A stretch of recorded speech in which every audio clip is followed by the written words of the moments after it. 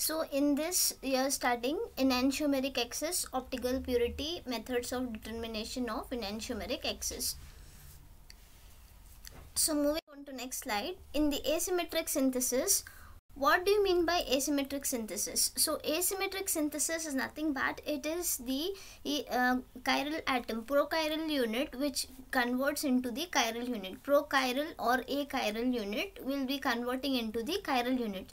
So in the presence of certain ligands like hydrogen cyanides and all, if you are taking the methanol compound and then if you are treating it with the hydrogen cyanide, and that resulting product which you will get is your chiral unit. The methanol will be your prochiral unit. Okay, so here you will get the chiral unit, which is your the carbon atom which is attached with the 4 different ligands. That is known as 4 different atoms, which is known as the chiral units, and that will result into the unequal amounts of your stereoisomers, like it can be enantiomers or diastereomers. That is known as your asymmetric synthesis. So it has certain conditions, like it should have the stereoselective synthesis.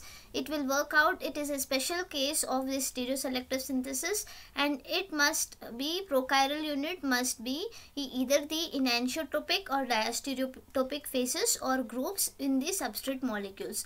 And then if the starting material is chiral, that is like if you will take a substrate or the reagent or an enzyme, that should be your chiral, then only the reaction produces unequal amounts of your chiral stereoisomers, which will follow your asymmetric synthesis.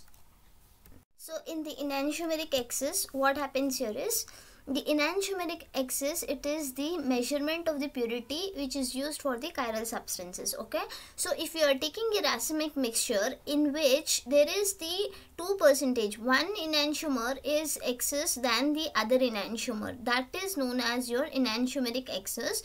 So here if you will you can go through this point. Okay, and then if we will talk about the calculation part, how you will calculate this is your formula. Percentage of enantiomeric excess is equals to the percentage yield of major enantiomer minus the percentage yield of minor enantiomer divided by the sum of major and minor enantiomer, percentage yield of major and minor enantiomer into 100. Okay, so for example, if we will take one enantiomer as the 80% and second enantiomer as the 20%.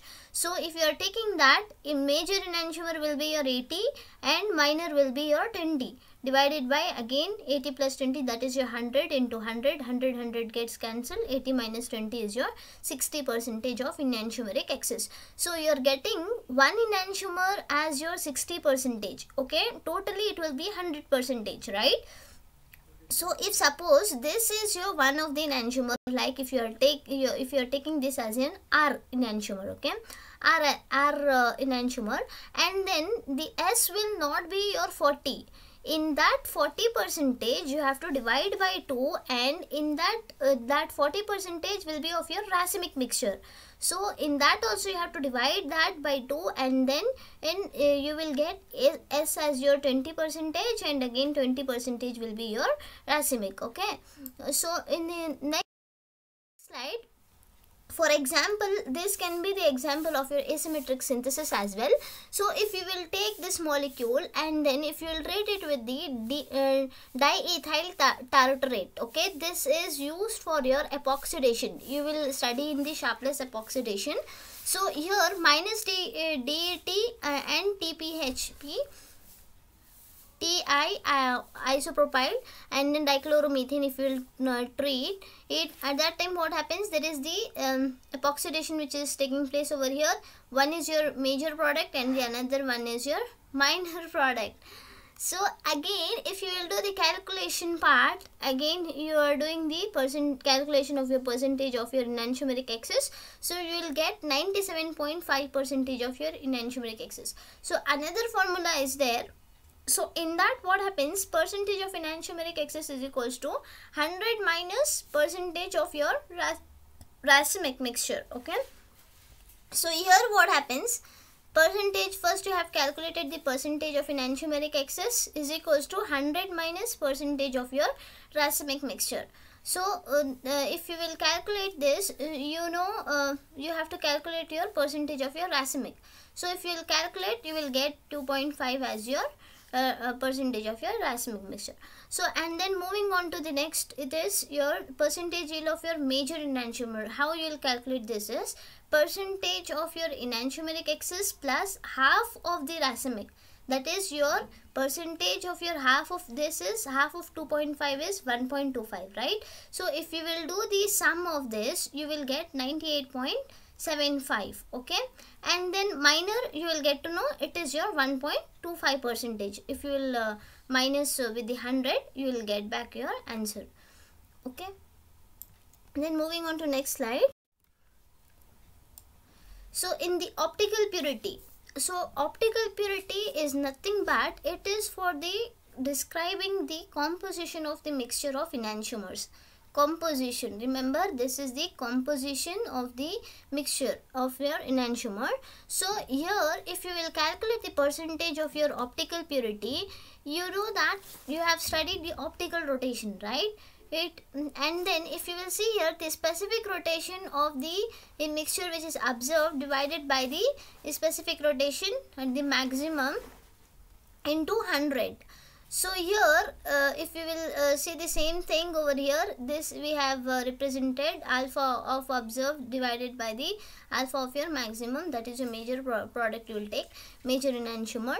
So if you will come back in the in this manner, like specific rotation of mixture of enantiomer divided by the specific rotation of optically pure substance, pure major enantiomer, that into 100 will give you your optical purity. So again if you will come back in the same pattern, so here you have to represent always whenever you will calculate the percentage of your optical purity, alpha lambda t. Lambda is your wavelength, t is your temperature. With respect to temperature, if you are using of your mixture of your enantiomer divided by the specific rotation of lambda into t of optically pure major enantiomer into 100. For example, if we will take the pyruvic acid upon treatment with the lactate dehydrogenase, you are getting two enantiomers unequal, that is 2 lactic acids you will get. Okay, so here if it will rotate in the clockwise direction, it is the dextrorotatory which is having the plus 35 degree as your optically purity. Okay, specific rotation is your plus 35 degree, and then again if you are taking the mixture of enantiomer, that is your plus 20 degree as your specific rotation. And then if you will move on to calculation, if you will do this 20 divided by minor 1, that is your mixture of your enantiomer divided by the pure substance into the 100, okay, optically pure, that will give you your percentage of your optically purity, that is 57.14%. Similarly you can do for the diastereoselectivity for that. This is done for your enantiomers, enantioselectivity product. Okay, this you can do similarly for your diastereomers.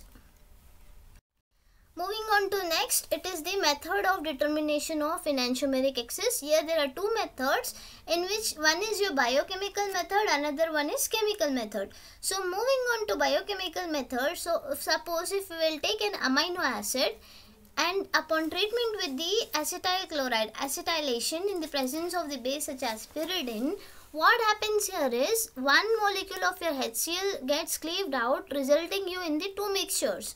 Okay, after getting the two mixtures, again this has to be done in two ways. One, upon treatment with hog kidney acylase, in presence of acylase, what happens? You will result in two mixtures again. One you are getting back your starting material, and the another one as your 6% of your this product. Okay, so again if you will treat it with the other phase, if you will treat it with the aniline and papain. Papain is your natural product substance. Okay, and upon that what happens, again will result in two products, that is your 80% one yield and then 20%. And then moving on to next, it is the continuation of it. So here if you will see, you are getting 2 products here, 2 products here. Okay, totally it is 4 products. Okay, and then if you are seeing here, in the first 2 products if you will take, and then if you will treat it with the HCl, what happens here? You are getting the ammonium chloride. Okay, and then again upon treatment this gets cleaved out, and then you will result in NH3 plus Cl minus. Again upon treatment with the base, what happens? The HCl will cleave out. Okay, resulting you in the your starting material as your 94% of your yield. And then again if you will take that 2 products which you have done on treatment with the aniline and papain, and then if you will take that on separation with the treatment with the base such as the Na2CO3, what happens here is again there is the upon treatment with that you will get back the COONA, salt formation. Okay, that is your HCO3 will cleave out, and then you will get back your COONA, and then again upon treatment with the HCl, what happens? NaCl will get cleaved out, resulting you in this 80% of your starting material from here. Okay, and then if you will calculate this enantiomeric excess over here, what happens here is 94% you are having the one of your product, right, and then another one is your 6%. So if you will take 94 minus 6 difference by the sum into 100, you will get 88% of your enantiomeric excess.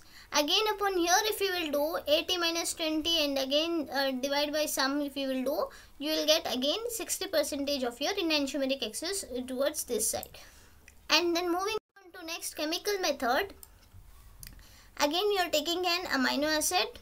Okay, 2 molecules of your amino acid. Again if you are doing the acetylation, what happens here is you are generating 2 molecules. Okay, 2 enantiomers will generate, and then again upon treatment with the alpha phenyl ethanol, what happens here is you are resulting with the diastereomers, chiral compounds will result. Okay, and this can also be determined with the HPLC techniques and then GC and NMR techniques. It depends on the peaks. Okay, how we are getting the peaks of your methyl compounds, like what is the percentage of that yield which will result in you in that particular product. Okay,